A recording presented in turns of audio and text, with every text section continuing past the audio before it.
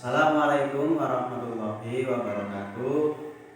Bismillahirrahmanirrahim. Alhamdulillahirabbil alamin. Wassalatu wassalamu ala asrofil anbiya'i wal mursalin.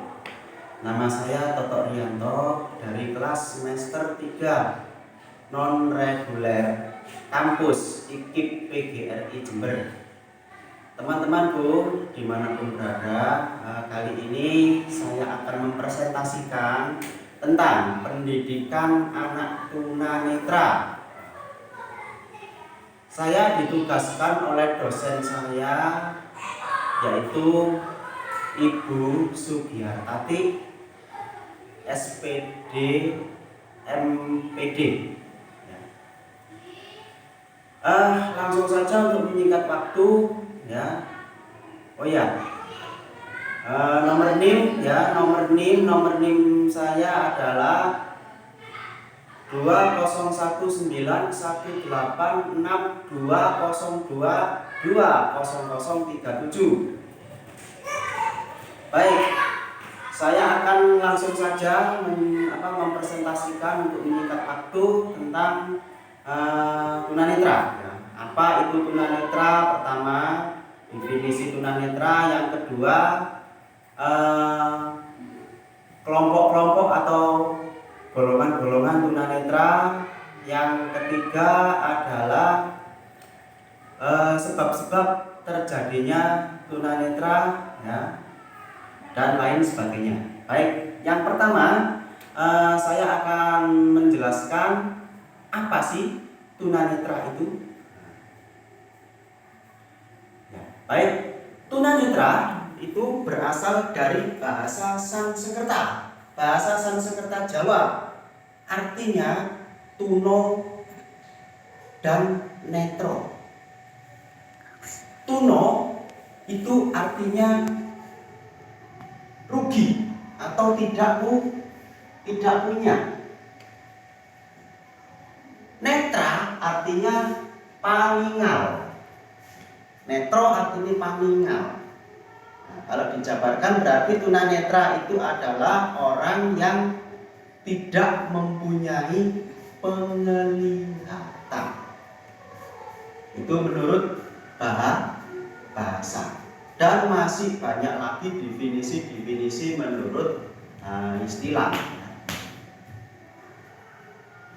Baik, sekarang kalau definisi lain, misalkan saya ambil contoh dari definisi anatomi misalnya. Tunanetra secara anatomi. Kenapa kok tunanetra? Mungkin, karena apa itu? Sebelum kita membahas tentang apa itu tunanetra secara anatomi, apa sih anatomi itu? Anatomi adalah ilmu yang mempelajari tentang struktur organ pada tubuh manusia. Berarti kalau struktur organ berarti di mata kita ini ada organ. Nah, organ-organ itu meliputi apa saja? Meliputi yang pertama yang kami ketahui adalah bulu mata. Idep, orang Jawa mengatakan idep. Ini fungsinya untuk apa? Melindungi mata agar tidak mudah kemasukan debu. Terus kemudian ada yang namanya lensa. Lensa ini fungsinya kalau tidak salah yaitu mengatur dan memfokuskan cahaya. Ada lagi yang namanya retina, ada yang namanya pupil, ada yang namanya saraf mata, kelopak mata, dan sebagainya. Nah, ini misalkan kalau ada salah satu atau beberapa dari organ ini mengalami kerusakan, otomatis orang tersebut penglihatannya akan terganggu. Nah, ini yang dimaksud dengan tunanetra secara anatomi. Jadi artinya kerusakan pada organ-organ yang ada di mata. Itu secara anatomi, teman-temanku dimanapun berada yang dimuliakan oleh Allah Subhanahu wa Ta'ala. Kemudian yang kedua, ada yang mendefinisikan, ada yang berpendapat bahwa tunanetra itu dikatakan tunanetra secara medis, misalnya secara medis. Ini kalau secara medis itu berarti karena ada gangguan atau penyakit lain. Penyakit apa ya misalnya ya? Kalau zaman dulu, zaman saya dulu itu di era tahun 1980-an, itu orang-orang kami mengatakan mata ini kena virus yang menyerang di mata. Mata ini jadi basah gini, basah, ya agak sedikit membengkak, merah lagi. Orang Jawa mengatakan loro belen.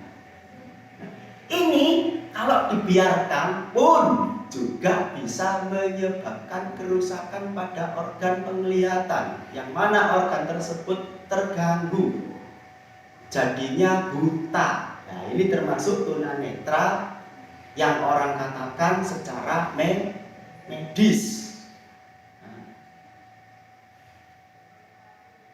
Terus ada lagi tunanetra secara ostetis otrometis.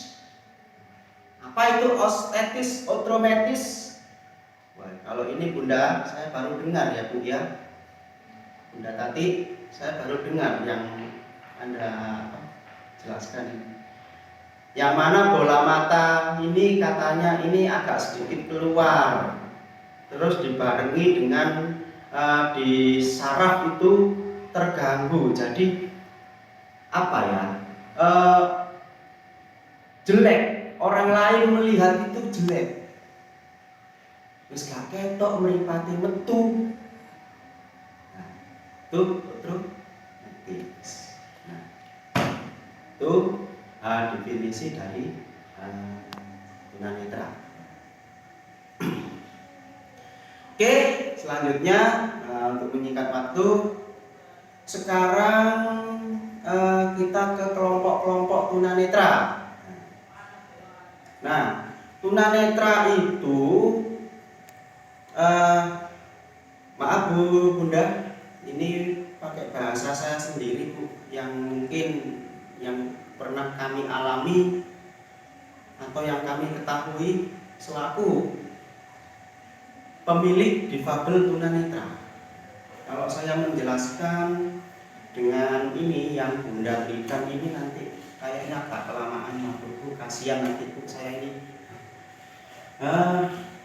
Ada yang namanya tunanetra total dan ada yang namanya tunanetra low vision.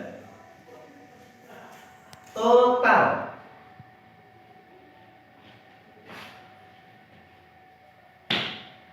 Tunanetra total yaitu tunanetra yang mana sang penderita itu tidak bisa melihat sama sekali, tidak bisa membedakan gelap dan terang. Nah, kalau nggak bisa berarti di dalam penglihatannya ya cuman gelap doang. Gelapnya malam tanpa kita, gelap. Tidak tahu warna, tidak tahu kapan ini waktunya siang, kapan waktunya malam. Jadi yang dijumpai itu hanya kegelapan, hitam kelam. Langkah-langkahnya mungkin dengan apa? Dengan perasaan. Bahkan dikatakan hari-hari berlalu bagaikan dalam mimpi, seakan-akan aku berjalan di balik awan kelabu yang ada hanya hitam, yang ada hanya kelam, aku berjalan dengan perasaan. Artinya ya walaupun tunanetra akan tetapi beliau ini, kita ini masih mampu menggunakan indera-indera yang lain, yang mana indera-indera tersebut itu masih bisa difungsikan. Contoh, misalkan indera pendengaran, tuh walaupun kita nggak melihat, kita mendengar misalkan, hai, oh ternyata itu suaranya Bunda Tati, hai, oh suaranya Indah. Berarti alhamdulillah Allah Subhanahu Wa Taala masih memberikan kebijakan kepada kami selaku pemilik difabel tunanetra. Itu tunanetra total. Bunda Tati yang dimuliakan Allah Subhanahu Wa Taala, Bunda, saya pribadi akan menceritakan, ya maaf ya Bunda, kalau resuman ini mungkin agak banyak yang menyimpang dari apa yang Bunda ajarkan. Tetapi inilah Bu yang mungkin bisa kami ceritakan, Bu. Total, tadi saya katakan tunanetra total, ya. Total itu dibagi menjadi dua. Menurut kami, Bunda, ada total gelap dan total terang. Ini total ini kok aneh sih ngomongnya, mau jenenge total ya total, masa ono total gelap total terang ini. Ini permasalahannya, teman-temanku dimanapun berada. Yang dimaksud total gelap seperti yang saya katakan tadi, bahwa si penderita itu hanya hanya merasakan kegelapan. Tidak bisa merasakan ini terang ya, ini cahaya, enggak, cuma gelap gitu aja.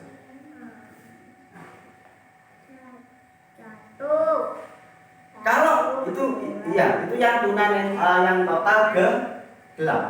Sementara kalau yang tunanetra total terang, nah begini Bunda, menurut pendapat kami total terang itu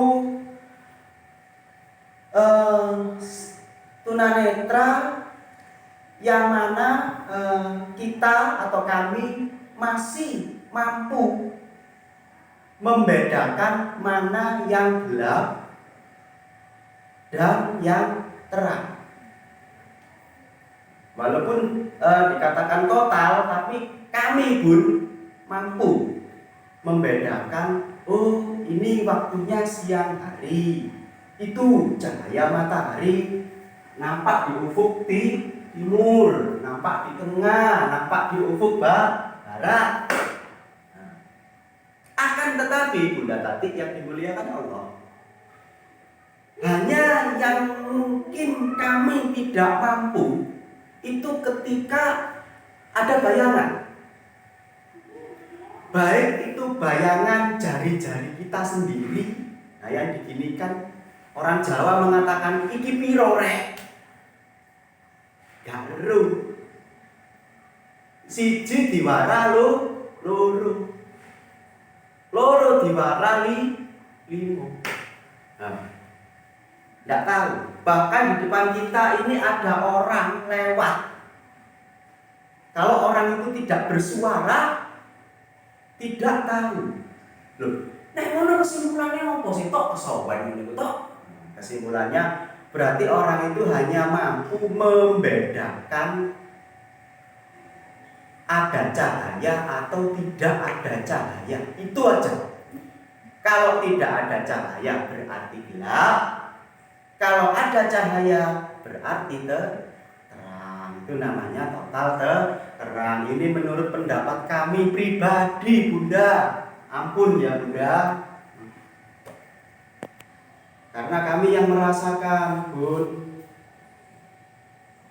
Kemudian,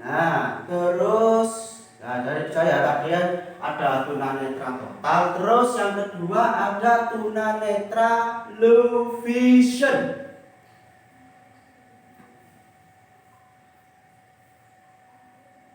Low vision. Low itu artinya rendah.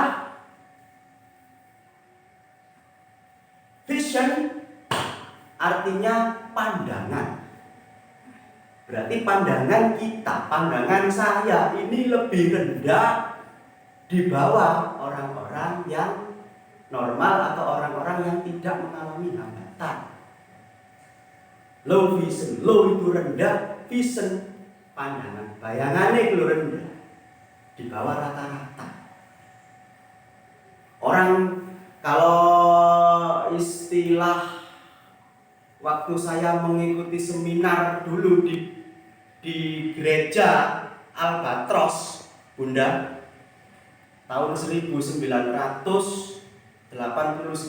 dulu, ada pendeta yang mengatakan low vision itu artinya orang yang penglihatannya itu terletak di tengah-tengah. Di tengah-tengah apa? Antara melihat dan tidak melihat.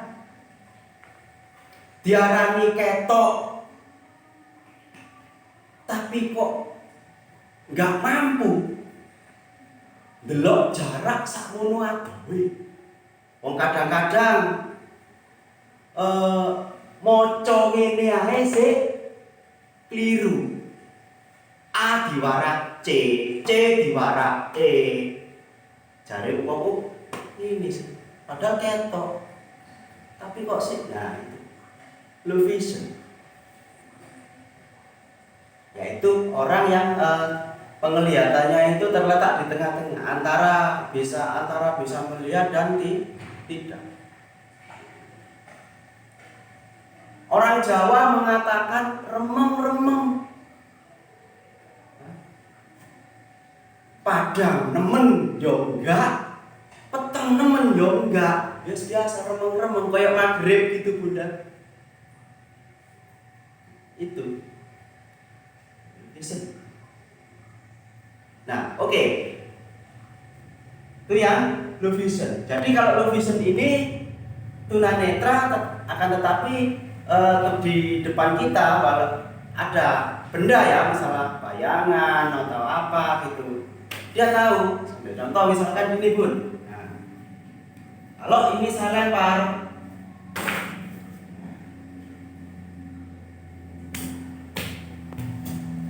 loh, langsung bisa kita ambil. Berarti dia masih low vision, artinya dia masih mampu menangkap cahaya, bisa dikatakan lebih sedikit gitu. Ini menurut bahasa saya. Kecuali kalau mata saya yang ini saya tutup, Bunda, saya lempar, maka kita cari. Kenapa kok dicari? Karena yang ini gelap. Kecuali kalau ini saya tutup, saya buka, ini yang ada cahaya, langsung saya ambil. Nah, ini yang dinamakan low vision. Oke, dah lanjut. Low vision itu pun juga dibagi menjadi dua ya. Sama, ada low vision yang ringan dan ada low vision yang ukuran sedang, ada low vision yang ukuran berat. Wis low vision kok sih dibagi meneh. Kalau yang low vision ringan itu gini Bunda, kayaknya dia itu kayak orang normal gitu loh, tapi apa itu nanti di sisi lain tetap ada kekurangan, mungkin di membaca atau apa, harus diinikan gitu loh. Kelihatannya kayak normal Bu, naik sepeda aja bisa Bu, yang sepeda motoran aja bisa, bahkan teman saya yang nyetir mobil itu bisa. Nah, tapi kalau baca kadang diginikan, mepet gitu, kasihan sekali. Berarti kelompok itu harus diberi alat bantu. Alat maksudnya mungkin kacamata yang mana kacamata itu nanti kalau dipakai itu bisa membantu untuk membaca. Nah, itu kalau yang low vision ringan. Kalau yang low vision sedang, ya biasa-biasa saja, mampu menangkap cahaya, mampu menangkap bayangan. Akan tetapi kalau melihat wajah, nah, sulit. Sopo iku rek?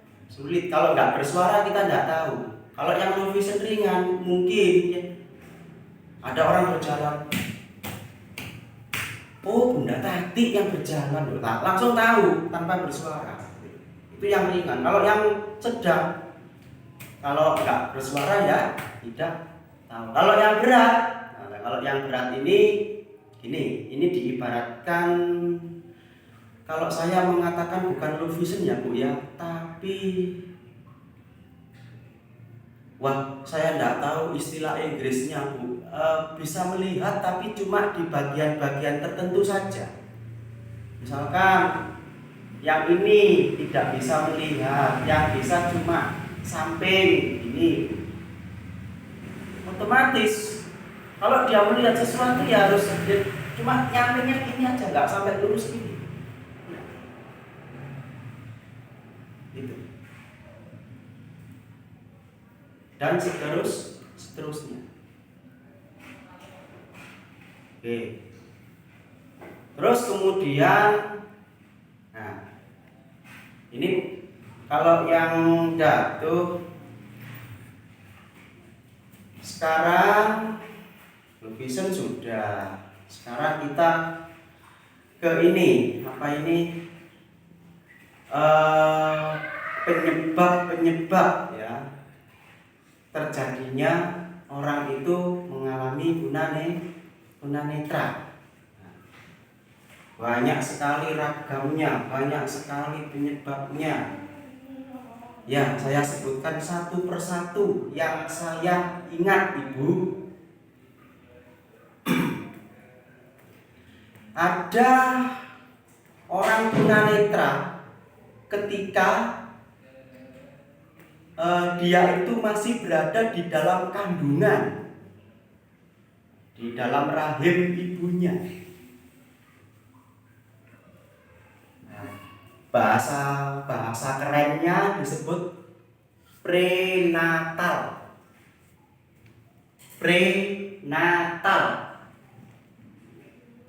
Orang tunanetra semenjak berada di rahim ibunya. Prenatal. Berarti bayi ini belum dilahirkan, wis gak ketok mripate. Ini disebabkan ya mungkin karena sang ibu itu mengidap sebuah penyakit. Apa penyakitnya itu? Ya yang saya ketahui Bunda, yang saya ketahui itu karena disebabkan oleh virus rubella. Virus rubella. Orang mengatakan gabaken.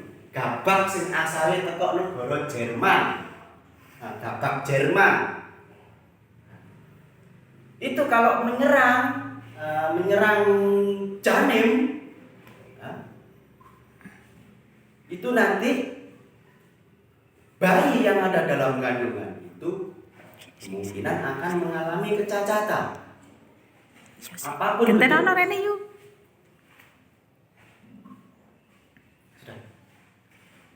apapun bentuk kecacatan, termasuk tunanetra. Terus yang kedua adalah ketika bayi ini sudah keluar dari ibunya, artinya bayi ini sudah lahir. Jadi di dalam kandungan mungkin sehat, tapi ketika dilahirkan Bu, kok tiba-tiba bayi ini cacat, bayi ini tunanetra. Mang di jero kandungan apa-apa, tapi setelah lahir kok cacat. Bahasa kerennya disebut dengan Natal. Bukan Natal yang dirayakan tanggal 25 besok ini, bukan ya, tapi tapi ini cuma istilah. Natal.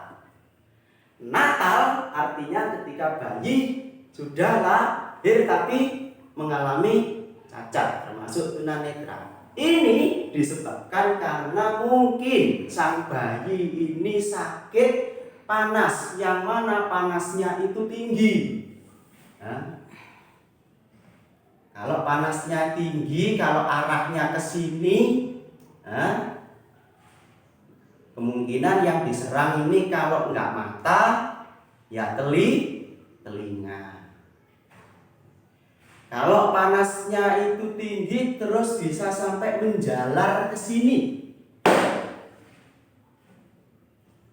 mungkin polio dan sebagainya. Itu yang namanya kan Natal.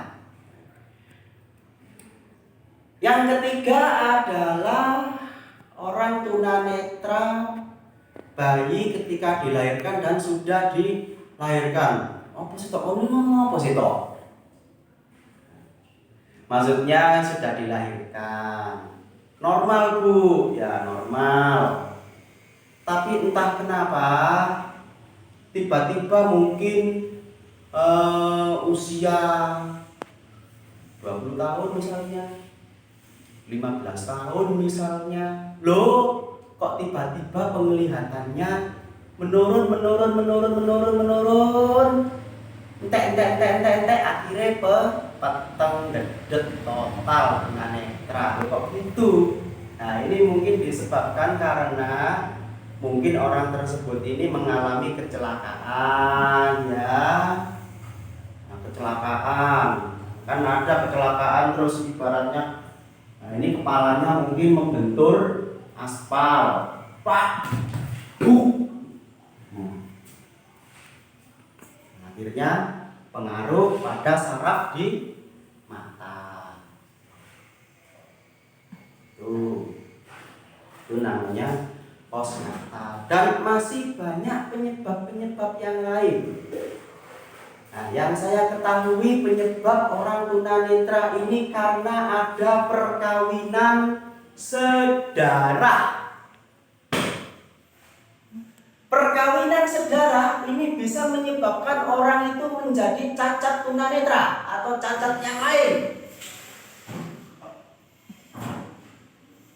Supaya jarene ngene jare wong Jawa, timbangane donya iki engko keduwe wong liya bangur keduwe keluargane dhewe, akhire pamane dhewe dirabi, ponakane dirabi, iki dirabi dadak banget. Nah, itu juga akan pengaruh. Karena ini berkaitan dengan apa? Berkaitan dengan yang namanya genetika. Kalau berkaitan dengan genetika berarti nanti hubungannya dengan kromosom. Berarti kerusakan pada kromosom ini pun juga bisa mempengaruhi orang itu rentan mengalami cacat netra atau cacat yang lain. Ya, itulah yang bisa kami persembahkan, Bunda. Maaf kalau kami ada kesalahan ketika kami mempresentasikan ini, dan mohon maaf kalau apa yang Bunda berikan setelah kami resume di sini kok kata-katanya tidak sesuai, ya. Mohon maaf Bunda, karena saya ketika menerangkan ini harus berdasarkan apa yang saya alami. Kalau saya tidak mengalami sendiri, kalau hanya membaca resume seperti ini, ngomong ini kok rasanya kayak gak mantep Bunda. Saya bisa ngomong mantap seperti ini menurut saya karena, ya mohon maaf, karena kami mengalaminya itu Bunda. Dan maaf, dulu pun saya pun juga mengalami low vision yang dikatakan ringan, ya, tapi ya karena mungkin faktor usia, ya Bun, akhirnya menurun. Ini ibarat lampu yang dulunya itu 35 watt sekarang menjadi 5 watt. Kasihan sekali Bun. suramnya dunia tak dapat dipandanginya Bunda. Oke, terima kasih. Kalau ada kurangan, kami mohon maaf. Assalamualaikum warahmatullahi wabarakatuh.